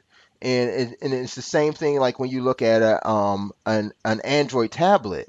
The Android tablet was the one tablet that had the ability to still connect to other things through micro USB, even if you had to get an OTG cable. It was the first tablet to incorporate the idea of having an external memory card along with it. And I think that Apple on the iPad end may find a way to start incorporating those two aspects into their tablet device. But I think they took away what Android has done with the tablets and what Samsung has done with their tablets, and they tried to go that route with that MacBook by putting that reverse USB-C on it. It's the ideal of saying, okay, I'm going to say I think this now works because everyone else is doing this single input device. It has one way to connect to yep. it. So I'm going to go and make that too because it does pick up and people do like it. But they go too far off the ledge by saying, okay, we're going to make something like that, but we're going to make it our own. So we're going to do something way different, even though we got the basics of what everybody wants down. We're going to do it different, and they did that by doing that reverse USB-C, and that's a total fail because that's not what people have already. I mean, Uh, even the new Pixel has both USB-C and standard USB 3.0. I mean, at least they were, to a degree, backwards compatible, and they had USB-C on both sides, which was a much better idea than just having one input and only one 3.5 millimeter headphone jack. I would Um, I would have loved to see if the MacBook wanted to have one input, make it just a USB. What the hell was the issue with the USB-C? What is this shit? Like, just make it USB. the MacBook Air only has one input because I fucking say so. Right? Because it's it's I, and you have to buy my products, and it just seemed reactionary to a sense, but very self-serving and selfish on another extent. Like I don't know why anybody will allow that to leave their development. Now, arguably, Why? though, yeah, if I could play devil's advocate, because I love playing devil's advocate, arguably you could say the same thing with the Surface and say you only put one USB in there. It's like, oh, well, we got the Surface 3 out now. Well, it's still only one USB, and I got to bring a dongle for that. And my HDMI cable, I have to have an adapter for that. I'm like, why don't you guys get on board with having the standard input on the Surface? And so, I mean, you could play that game on both sides of the coin. So neither hardware is perfect, Well, and to a degree, it works, but you still have to I, make it the extra effort to Right. work. I will say this. I think that Microsoft did a pretty good job on only putting the one USB because when you think about it, I'm going to ask you this, and I'll throw it out to the viewers too. When you're using computer, how many? All right, good to join you, Brandon Nader 12. Brandon Nader Hey, Brad. 12. He's got to go, so have a good night. But when you're using a PC, like I use a MacBook Pro, it has two USBs. I have a laptop upstairs that has three USBs on it. But when you use a laptop, how many USBs are you actually using at a time? When you talk about a laptop, not a desktop computer, but a laptop, something on the On the go, go, how many USBs are you really using at one time? yeah, like maybe two, but generally it's Maybe just two. one. And usually Yeah. I get a lot of people that say generally one, but I am usually using two. And when I hear people that say they're using two, I ask them, okay, what are you connecting? Oh, well, I connect my mouse and then I connect my phone. And I ask them, why do you connect your phone? Oh, well, I want to charge it. Okay, so what Microsoft did really well was integrating that USB when you talk about the Pro, integrating that USB into the charger. So you still had the ability to charge something, but you had a full-size USB on the tablet itself, and that way it gave you the ability to charge and use something. And if you really needed to use another peripheral or accessory, you had the idea that you can connect a USB hub to it. So I think I can't take too much away from Microsoft for only putting the one in. Would two be nice in there? Yeah, but I think once you put two on it, then I'm no longer using that device as a really mobile device because as soon as I connect two USB things into that, that means I'm staying right there. Like I'm not moving anywhere because I I got think two what things hanging off of that bitch right now. I think one thing that pissed me off the most though was, Apple said, "Okay, we have a USB-C. We're the first to market with USB-C," which was true. That's great. But if you still have USB 3.0, you can use our adapter, and the fucking thing is $80. And it's like, come on, like Right. really? Like it's a piece of plastic with a little bit of like electricals going from one end to the other. You can go to monoprice.com and get it for like $30, and it's virtually the same thing. Like just because you throw your logo on it and it's MFI approved or whatever MFM approved, that doesn't mean shit. And a Yes. lot of Yeah. people fall into that. It's like, oh, I have to get the official Apple adapter. Like, God damn it, no, you don't. Like, you just don't buy into that. Like, yes, there are some instances where the amount of electricity will be degraded if you get like a really cheap Chinese version of it. But for the most part, it's the same thing. It's like getting an HDMI cable. The $300 monster one versus the $30 one, they're the same. Yes. It's digital. It's the same. And I really But got a comment on Bradinator here. Before he left, he yeah, said that he uses two. He connects his mouse and his headphones. And I just think in this day and age, there's so many. I'm not gonna even call them workarounds, but there are.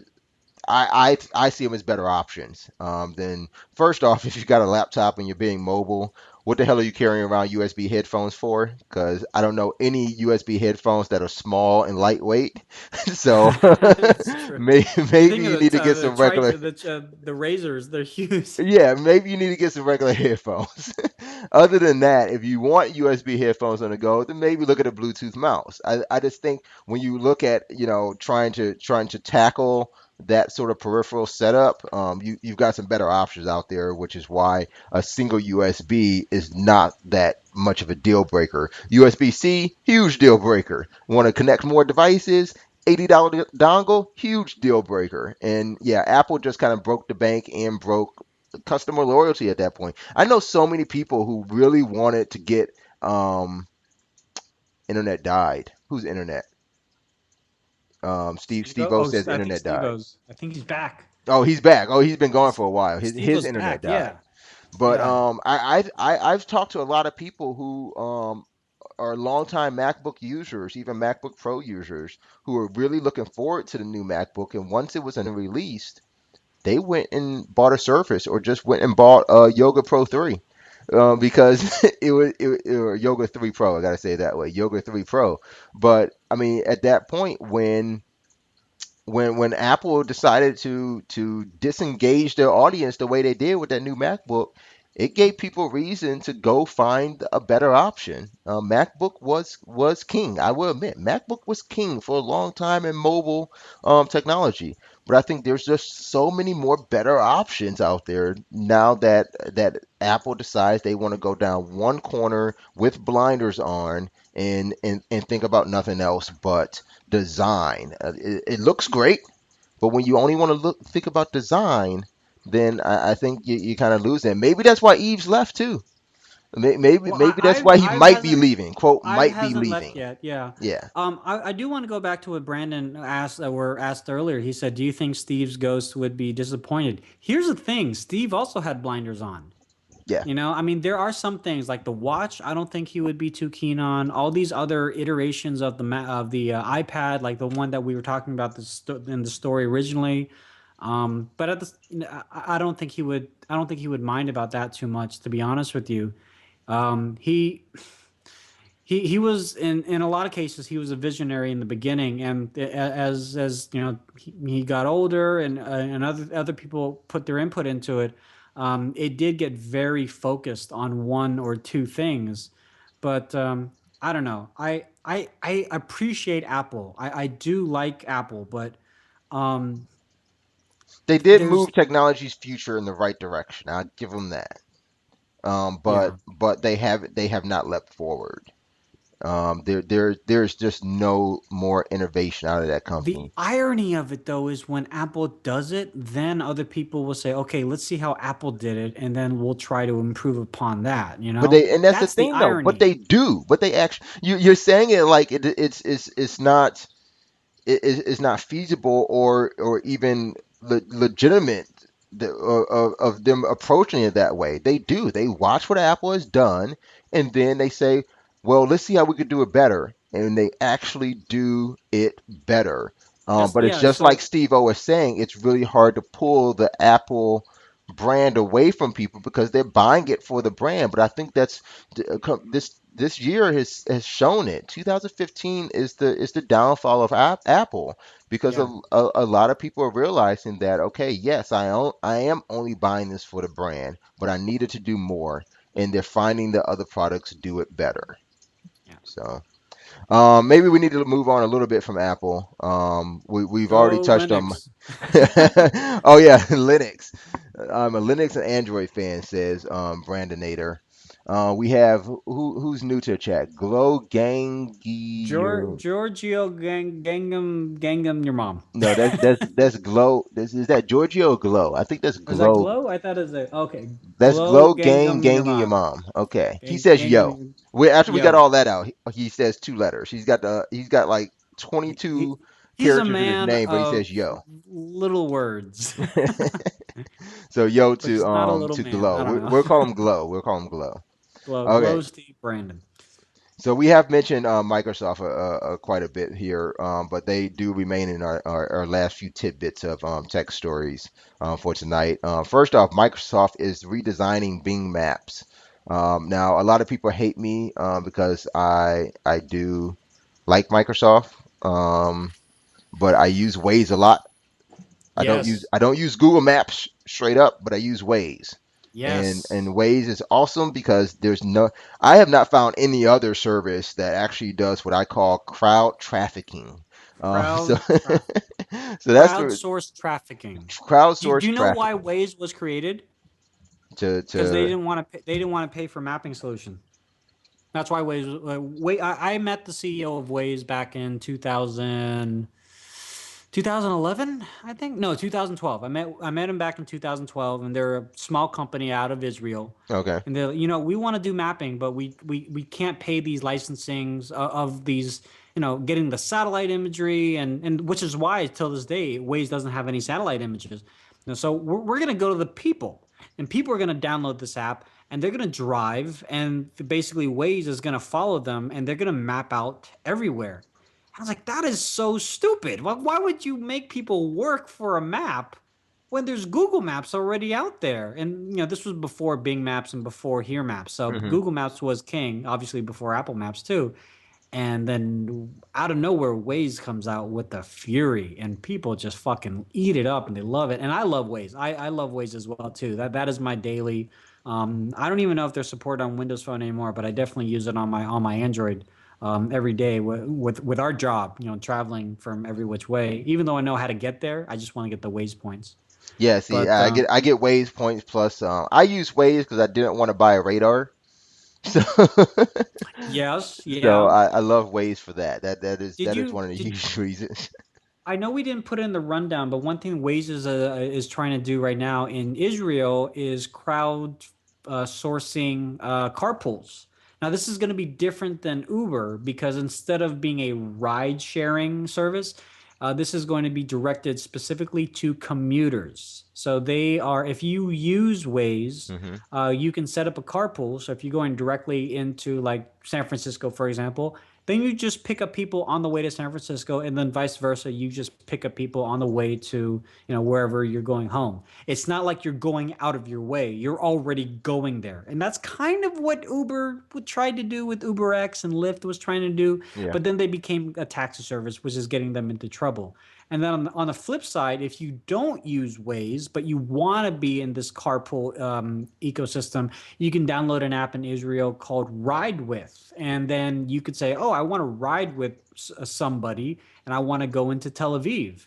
And so they're testing this out in Israel, and we'll see if it even gets any traction. They have the same kind of issues of ride sharing that we do here in the United States. So I don't Right. know how well Right. it's going to do or not, And that's what I'm but kind of thinking too. Like before we see something like Ride With in the US, we're likely going to see Lyft and Uber try to pick it up as an offering of what they already do, maybe as a way to combat some of the issues that we do have with ride sharing. The idea of personal attacks, theft, things like that. Maybe that's still a way to combat it. To say like, okay, now you can ride with a group. yeah, I So mean they'll call it the something biggest corny, but yeah, Yeah, they'll I mean do it. the biggest thing is like you're competing against the taxi industry, and that's huge. I mean that is a standpoint, especially like in places of San Francisco, New York, London. I mean those were built from the ground up. Sure the mafia was involved in a lot of them, but the fact of the matter is, you're going up against a behemoth. And here in California, they changed it so you're no longer a contractor with a 1099. You are, if you use Uber or Lyft or any of these other ride sharing and you drive for them, you're going to be considered an employee, which Uber just doesn't have the infrastructure to pay you as an employee. But that's not what we're talking about. We're talking about Bing Maps, Yeah. and it's all So I redesigned. I do have to comment on the chat room here. So Bradinator asked, have we used the browser? Have we used the Onion I've browser? used the Onion browser. Yeah, I've used Tor. He is hinting towards the deep web.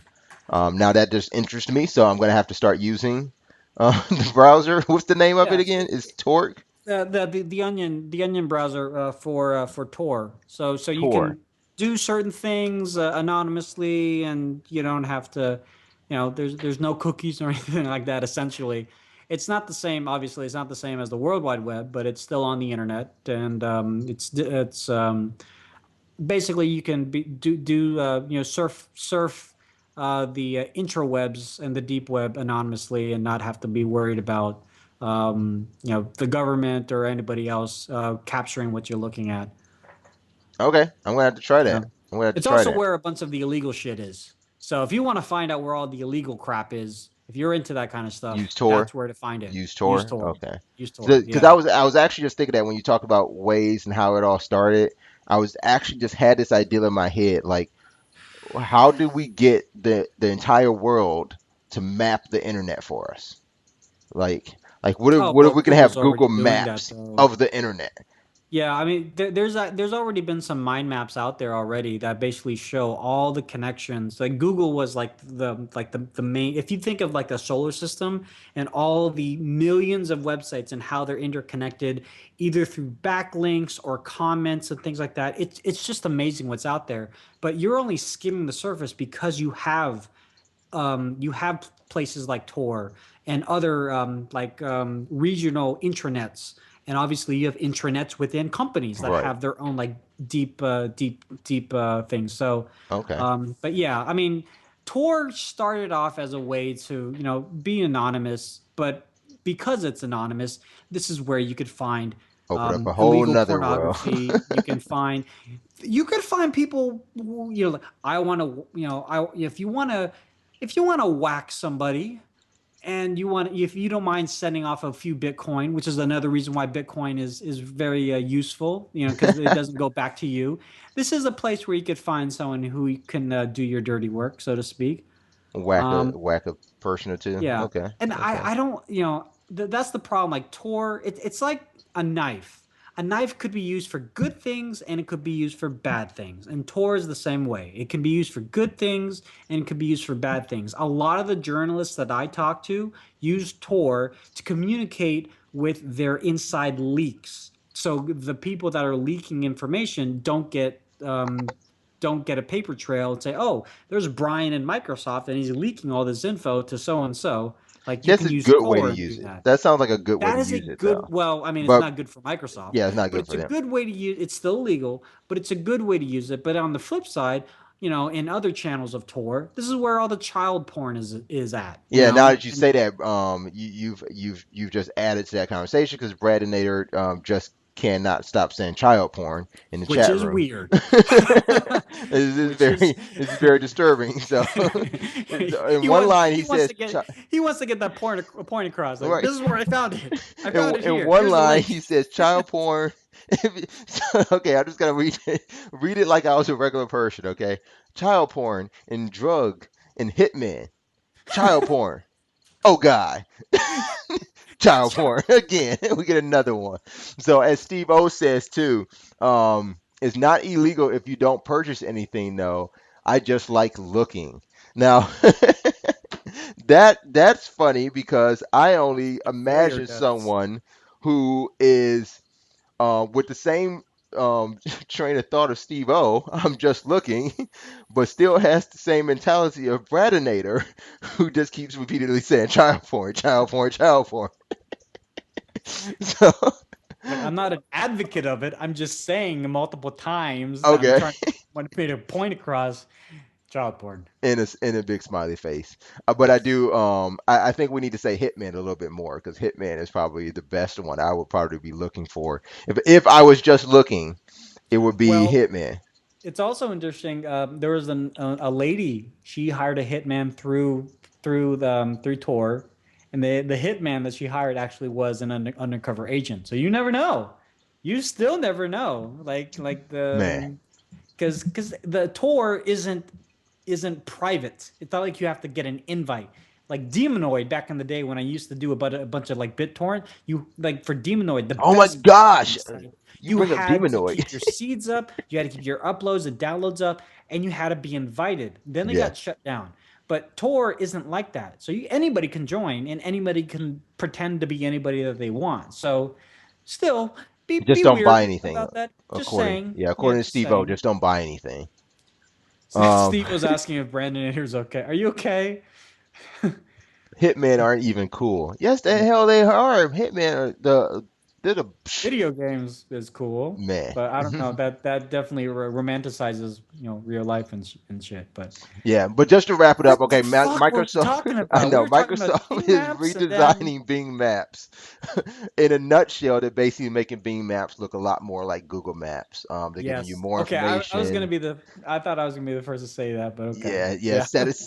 satellite view at the click, with just a click. The ability to get hours information on businesses. I like how they're doing Street View though. You just Yeah, put your mouse on the street, and then in a little bubble, you see a Street View. It doesn't overlay on top of it, which right. can be kind of cool. I kind of like that. So I don't know about many people if you've seen it before though, but it has been in the Windows 8 store for quite a while now.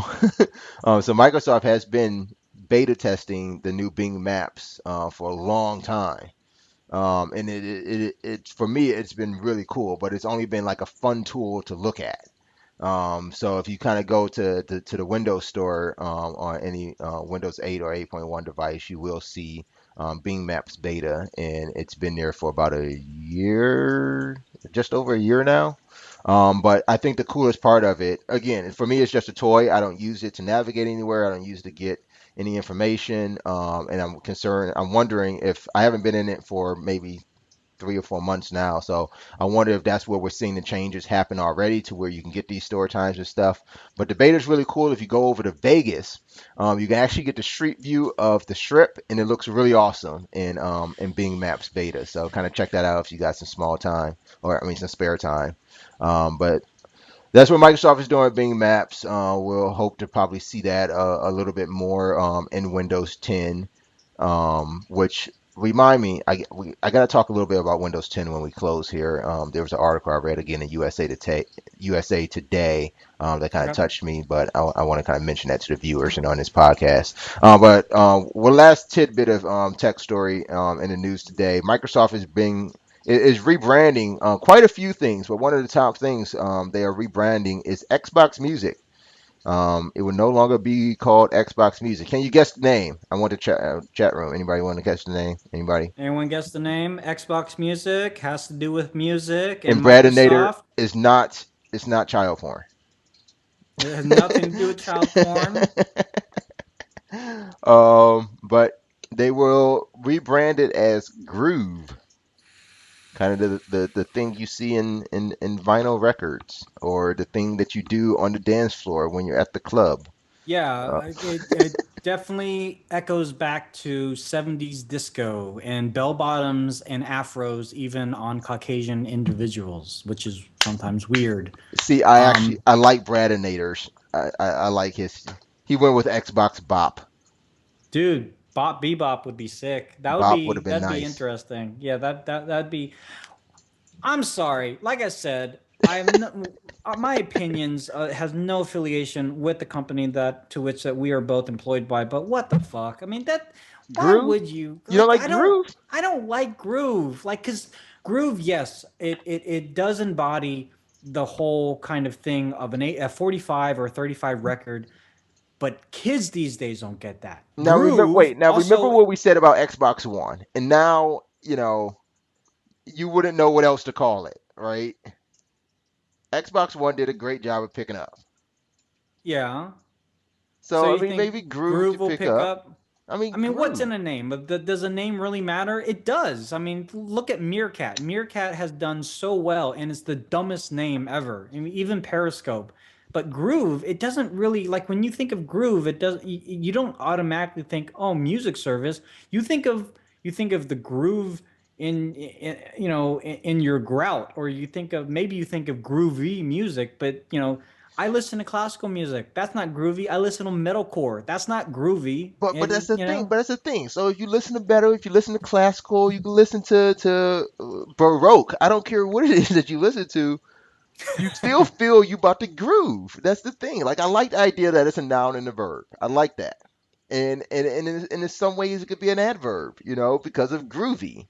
But when when you think about it, if I had to pick it up and if I picked up my device, which is great because, having what Xbox Music is, or we should now call it Groove, being available on all devices. That's the one thing I loved about Xbox Music was I had it on an iPad, I had it on my Android phone, I got it on my Xbox, I got it in the car, so having this to say like, okay, I'm ready to groove, you know, whatever music I'm listening to, I'm gonna groove. Right. No, I get that. It's just it doesn't really it doesn't make sense. To you and I it does because we understand this world and we can associate it with Xbox, but to somebody that's brand new and they're going through their applications on their Windows 10 machine or their Windows phone or whatever, it's like, "Oh, where's their music app?" They type in music. Oh, there's no music app. Oh no, sir, it's under Groove. Why the fuck is it under Groove? I don't want Yeah, I'm gonna hate that that shit doesn't make because sense to me. right now, I'm using a tech preview of Windows 10, and I can tell Cortana open music, and she opens music. Right. So now you're telling me I'm gonna have to say Cortana open Groove, and then I'm back to what Brad Nader said that when you think Groove, you think of child porn.